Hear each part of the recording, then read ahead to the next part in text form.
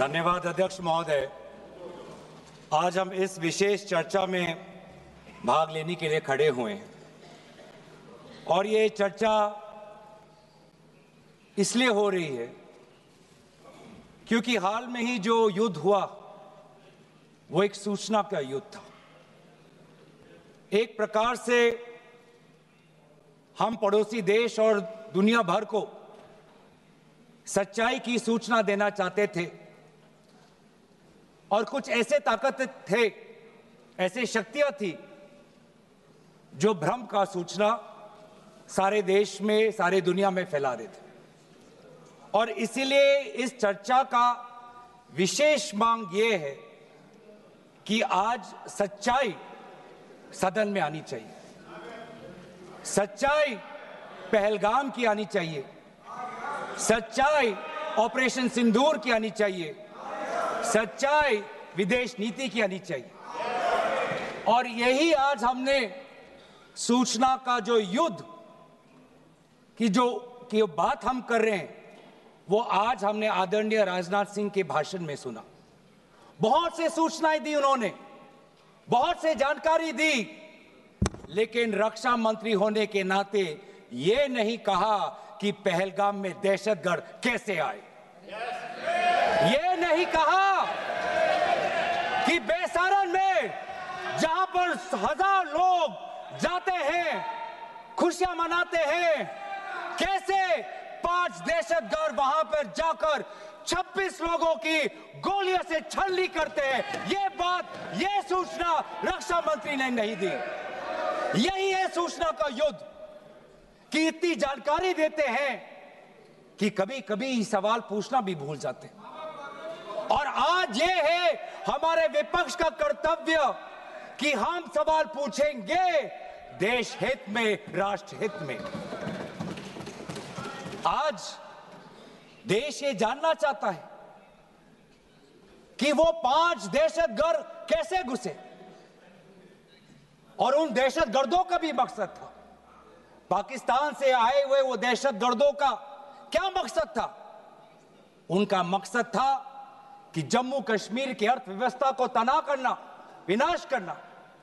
उनका मकसद था कि भारत देश में एक सांप्रदायिक वातावरण का जन्म देना। उनका मकसद यह था कि भारत और पाकिस्तान का एक हाइफिनेशन होना, यह था उनका मकसद। लेकिन सर, मुझे दुख है कि आज राजनाथ सिंह जी ने सैनिकों की बात तो की, लेकिन जो हमारे भारत की जो आवाम है, जो जनता है, जो उन्होंने पाकिस्तान के दहशतगर्दों का पूरी जो मंशा है उस पर उन्होंने पूरा नकारा। और हम एकजुट रहे, हम मुझे भारतीय होने का गर्व है। हमने देखा बेसारन में कि किस प्रकार से जम्मू और कश्मीर के लोगों ने पूरे देश भर से आए हुए जितने भी पर्यटक थे उनकी मदद की। हमने ये देखा कि किस प्रकार से देश भर के जो पर्यटक जो जम्मू कश्मीर में थे उन्होंने अपने जम्मू कश्मीर के भाइयों को धन्यवाद दिया। हमने ये भी देखा कि कैसी एक विधवा हिमांशी नरवाल ने कहा कि मैं नहीं चाहती कि मेरे जो पति जिसको लेके आज राजनीति हो रही है उसके शव पर देश में हिंदू मुसलमान की राजनीति हो, मैं नहीं चाहती। यह है हमारी देश की संस्कृति और यह था मंशा पाकिस्तान का। और मैं ये भी गर्व महसूस करता हूं कि सारे विपक्षी राजनीति दल, हम सब एकजुट होकर, राहुल गांधी जी ने एक साफ साफ कहा कि हम सरकार के साथ हैं और सरकार को पाकिस्तान को एक ठोस मजबूत कदम देना ही पड़ेगा। लेकिन देश ये भी जानना चाहता है, वे 26 लोग जो जिनके परिवारों में आज कोई गुजर गया, वे ये भी जानना चाहता है कि 100 दिन गुजर गए और वे 5 दहशतगर्दियों को ये सरकार पकड़ नहीं पाई।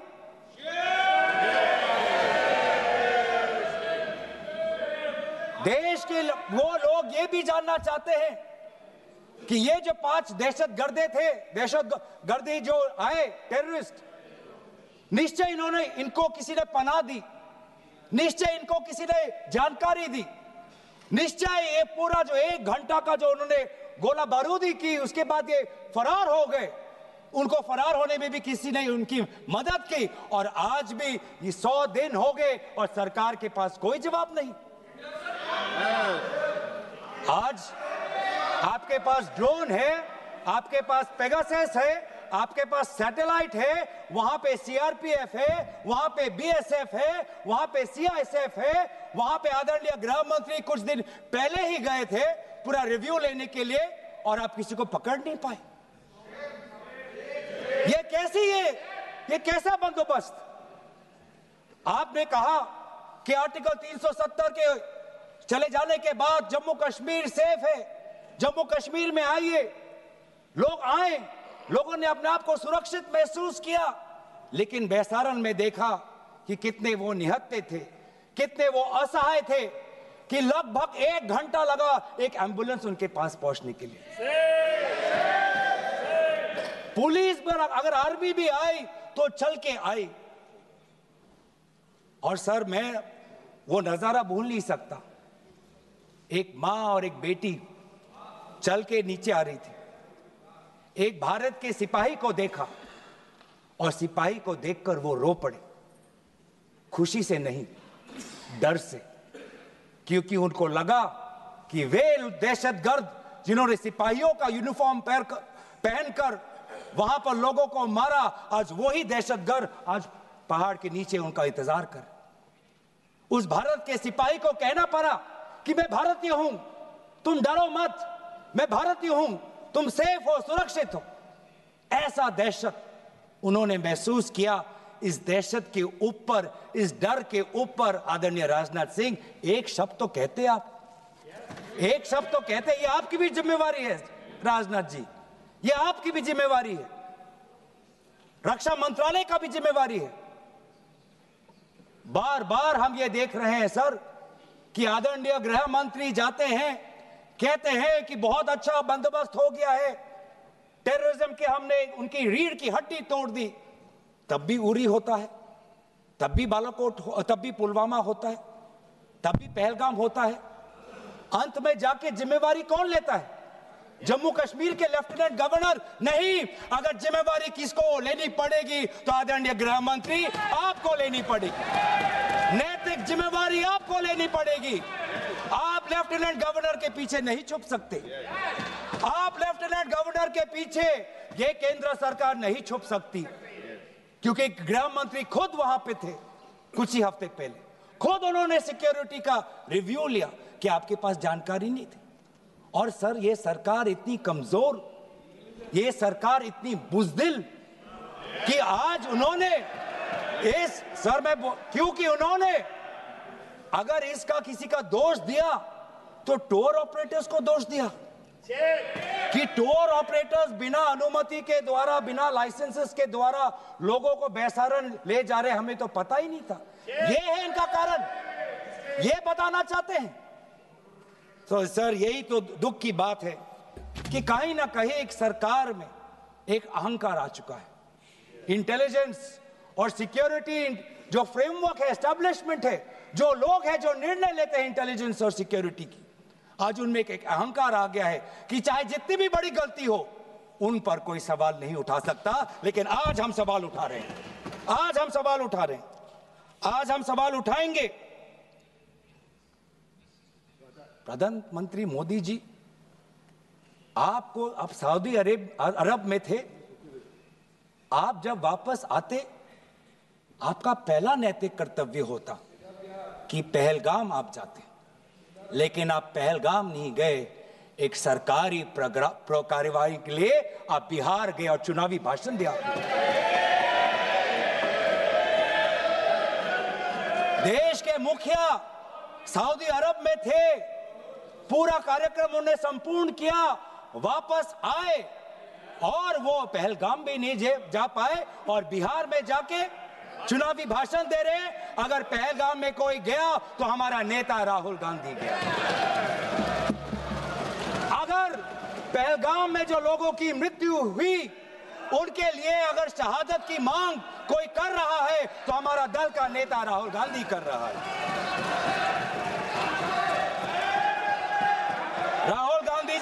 आर्मी के कंटोनमेंट में गए। सर मैं बोलूं? Sir house in order. Sir house in order में like. Sir house is not in order में रहेगा सर। टाइम लेकिन आप तथ्यों पे बोलें, गलत सूचनाएं नहीं दे सदन में, गलत सूचनाएं नहीं मत दे। हम बोलिए इसके ऑर्डर में लाइए सर। कोई सदन में गलत तथ्य नहीं रख सकते आप। सर मैं बोलूं सर कैमरा आएगा मेरे पे। धन्यवाद। आदरणीय अध्यक्ष महोदय, अब बात आती है ऑपरेशन सिंदूर की।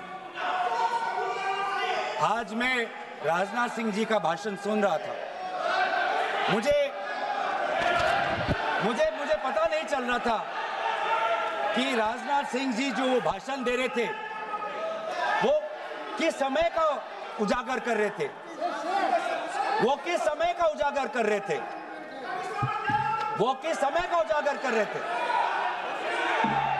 क्या वो 2016 के बाद क्या उन्होंने ये नहीं कहा कि हम घुस के मारेंगे और पाकिस्तान को आज वो उनका जो भी टेररिस्ट इंफ्रास्ट्रक्चर है उसको खत्म कर देंगे? वही बातें तब की, वही बातें पुलवामा की बात की कि पुलवामा के बाद आज हमारे लड़ाकू जहाज अब गए हैं, अब पाकिस्तान अब कभी भी भारत पर उंगली नहीं दिखा सकता। और उसके बाद आज दोबारा वही बातें कर रहे हैं। कि हम घुस के मारे, हमने ये किया, फलाना किया। और ये अब भी कह रहे हैं कि ऑपरेशन सिंदूर कंप्लीट नहीं हुआ, अधूरा है, क्योंकि कल को जाके दोबारा पाकिस्तान कर सकता है। ये खुद कह रहे हैं कि इसके पश्चात भी पाकिस्तान कल को जाके कर सकता है। तो ये कैसा, ये जो सफल कैसे हुआ? फिर क्या सफल हुआ? आज ये खुद कह रहे हैं कि हमारा मकसद युद्ध का नहीं था। हम पूछना चाहते क्यों नहीं था, होना चाहिए था। आज उन्होंने खुद कहा कि हमारा मकसद जमीन लेने का नहीं था। क्यों नहीं था? पाकिस्तान ऑक्यूपाइड कश्मीर अगर आज नहीं लेंगे तो कब लेंगे? ये उन्होंने खुद कहा कि हमारा मकसद था टेररिस्ट के इंफ्रास्ट्रक्चर पर आक्रमण करना। तो क्या हमने उरी के समय नहीं किया? क्या हमने पुलवामा के समय नहीं किया? लेकिन उसके पश्चात भी पाकिस्तान का इतना साहस कि आज उन्होंने पहलगाम में जो पिछले 20 वर्षों में हमारे भारतीय नागरिकों पर सबसे दर्दनाक अगर हमला हुआ है तो आपके समय पे हुआ है। आपके समय में उरी हुआ, आपके समय में पुलवामा हुआ और आपके समय में आज पहलगाम हो रहा है। कुछ बातों का उजागर किया, कुछ किताबों का भी उजागर किया। ये नई प्रक्रिया है सर। हर चर्चा में एक किताब उठा लेते हैं, फिर कुछ जानकारी दे देते हैं। हमें नहीं, ब्लूमबर्ग को क्या जानकारी दिया, मैं पूरा पढ़ लेता हूं without editing. What is important, क्या जरूरी, हिंदी में अनुवाद करने की कोशिश भी करता हूं। मत करो। क्या ये जरूरी नहीं कि जेट गिरे, पर क्यों गिरे,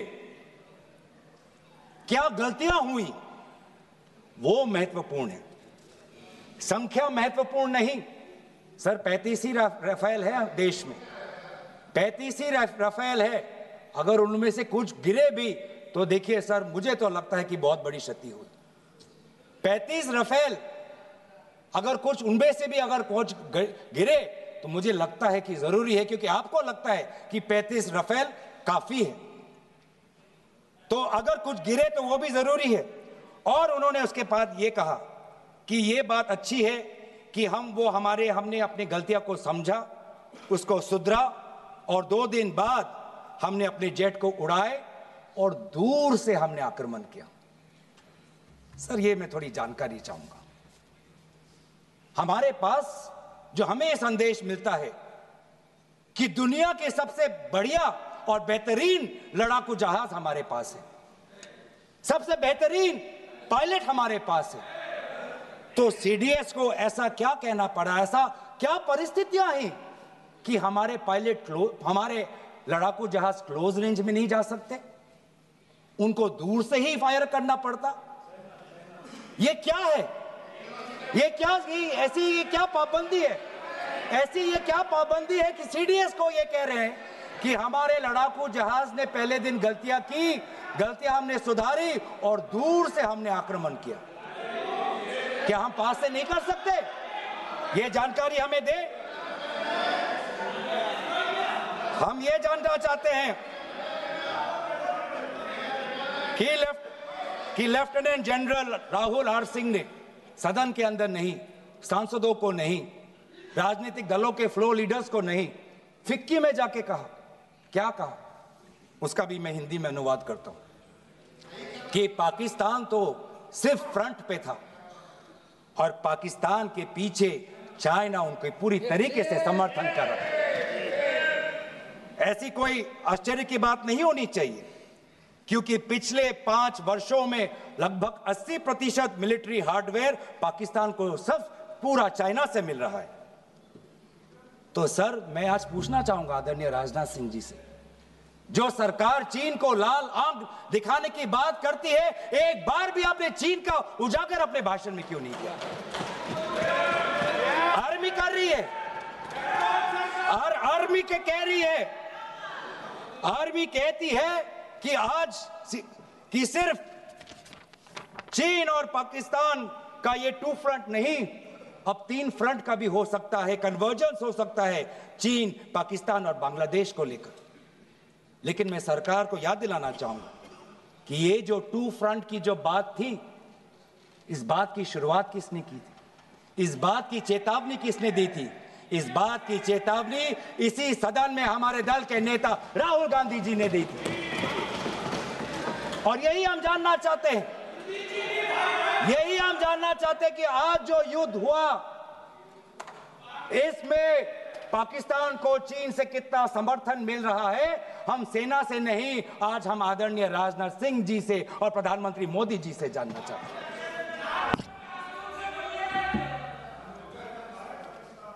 और सर, इंडोनेशिया में जो डिफेंस अटैचे है, उसने तो ताज्जुब की बात कह दी। उसने क्या कहा sir? India defence attache group captain Shiv Kumar ने, हिंदी में दोबारा अनुवाद करता हूं, कि भारत ने लड़ाकू जहाज खोए तो खोए इसलिए क्योंकि कुछ मिलिट्री टारगेट्स पर आक्रमण करने पर पाबंदी थी। क्यों? क्या पाबंदी थी? ऐसे क्या ये राजनीतिक कंस्ट्रेंट्स थे? आपने कहा कि 9 टारगेट पे हमने आक्रमण किया, लेकिन हमें यह भी सूत्रों से जानकारी और मीडिया में आया है, और लेफ्टिनेंट जनरल राहुल सिंह ने खुद कहा कि पहले 21 टारगेट्स चुने गए थे और 21 से फिर 9 हुए। क्यों हुए? आज मैं ये जानना चाहता हूं कि पिछले 20 वर्ष में सबसे घातक आक्रमण हमारे महिलाओं पर हुआ, हमारे बच्चों पर हुआ, भारत के आत्मा पर हुई। हमने सब ने वो दहशत को अनुभव किया, हम सब एकजुट हुए, हमने पूरी तरीके से समर्थन प्रधानमंत्री मोदी जी को दी कि अब जाइए।